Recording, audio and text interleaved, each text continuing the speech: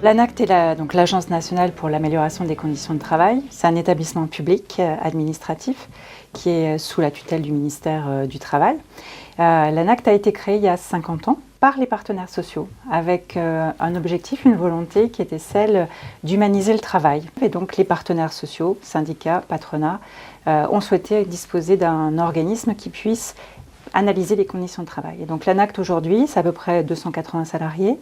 Nous sommes présents dans toutes les régions de France. Et la vocation de l'ANACT, c'est d'accompagner les entreprises sur les questions de conditions de travail, avec une attention particulière à l'organisation du travail et aussi au dialogue social. Et notre souci, c'est de concilier la santé des salariés avec la performance des entreprises.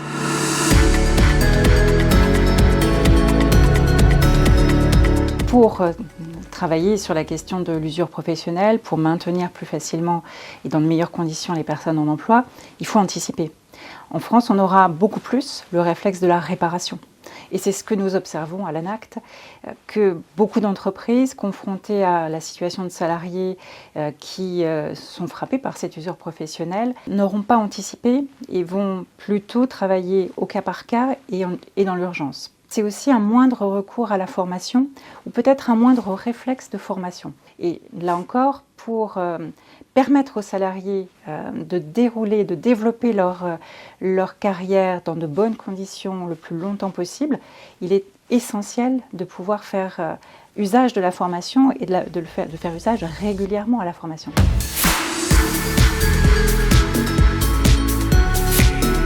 La conviction de l'ANACT sur la question de l'usure professionnelle, c'est que l'usure professionnelle n'est pas une fatalité, que ce n'est pas un problème individuel, que c'est par contre un problème auquel on peut s'attaquer de façon collective. Et justement, en développant cette culture de la prévention et cette action, cette approche globale de la question de l'emploi, ce que nous prenons, et nous avons en début d'année 2024 proposé aux entreprises qui veulent travailler sur ces sujets un guide et aussi un outil d'autodiagnostic pour savoir où elles en sont sur la question de l'emploi des salariés expérimentés et les aider à trouver des solutions.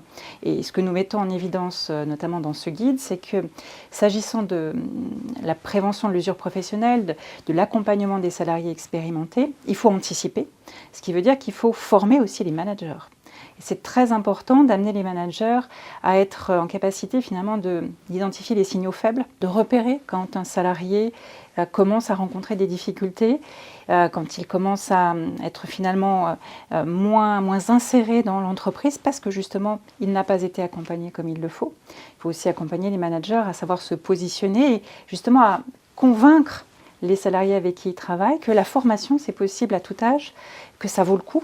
Et les aider à trouver les bons dispositifs, les bonnes solutions.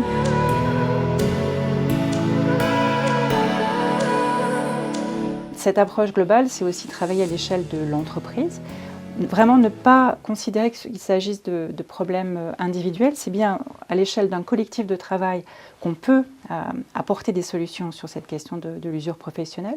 Par exemple avec un accord d'entreprise qui va adapter les horaires, qui va permettre aussi de faciliter le tutorat. Par exemple, permettre à un salarié expérimenté d'avoir un rôle de tuteur. Il sera peut-être déchargé de certaines de ses missions, qui étaient les plus fatigantes, les plus difficiles à exercer.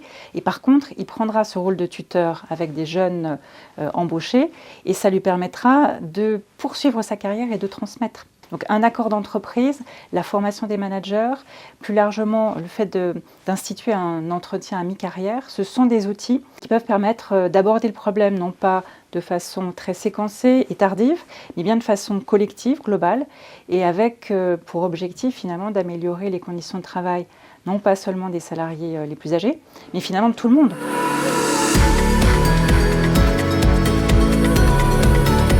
Sur cette question de l'emploi des seniors, aujourd'hui nous avons des raisons d'être optimistes. Il y a une conviction de plus en plus partagée qu'on ne peut pas rester finalement en retard par rapport à d'autres pays sur l'emploi des seniors. Il y a des solutions, il y a un certain nombre de pratiques qui ont pu être mises en évidence comme étant porteuses de résultats. Il y a un certain nombre d'organismes également qui sont prêts à accompagner les entreprises, accompagner les salariés.